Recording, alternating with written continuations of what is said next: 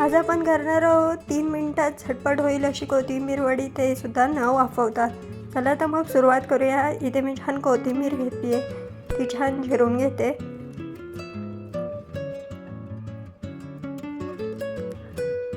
आता इथे मी पीठ तयार करायला घेते. त्याच्यासाठी मी पहिले इथे आले लसूण पेस्ट घेतली आहे, त्यानंतर थोडीशी हळद घेतली आहे, त्यात थोडंसं मी जिरा पावडर ॲड करणार आहे, त्यानंतर थोडीशी धने पावडर, त्यानंतर त्यात थोडासा साधा मसाला ॲड करायचा आहे. खुसखुशीतपणा येण्यासाठी आता मी त्यात थोडीसा तांदळाचं पीठ ॲड करते आणि चवीपुरतं मीठसुद्धा ॲड करायचं आहे. आता त्यात मी इथे 1 वाटी बेसन घेतलं आहे, ते ॲड करणार आहे.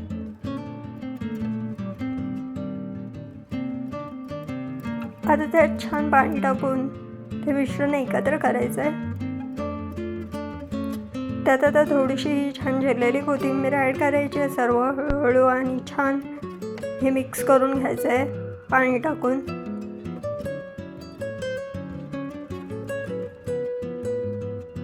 आता ऑलमोस्ट आपलं मिश्रण रेडी झालं आहे. त्या मिश्रणाचा मी छान गोळा करून घेतला आहे तेलाचा हात लावून. आता मी हे छान लाटून घेते पोळपाटावर.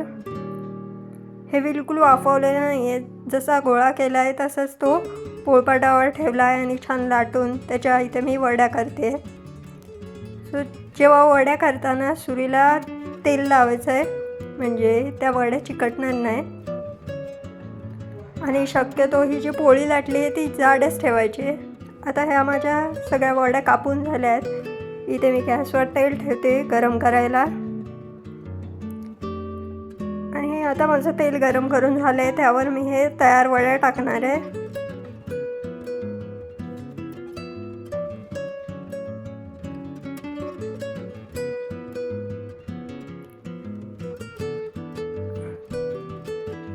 आता हे छान दोन्ही बाजूंनी तळून घ्यायच्या आहेत. बिलकुल कच्च्या नाही राहायला पाहिजेत, कारण आपण या वाफवल्या नाहीत, त्यामुळे तळायला थोडा वेळ लागणार आहे. छान तळून घ्यायचं आहे, नाहीतर आतमध्ये कच्चं राहील.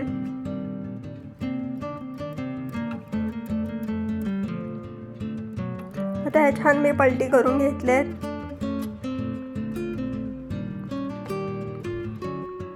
आता या माझ्या कोथिंबीर वड्या ऑलमोस्ट रेडी आहेत, त्या मी प्लेटिंगसाठी काढून घेते.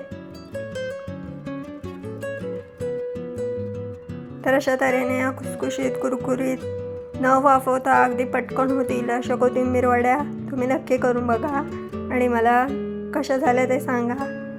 जर तुम्हाला हा व्हिडिओ आवडला असेल तर लाईक, शेअर, सबस्क्राईब करायला विसरू नका.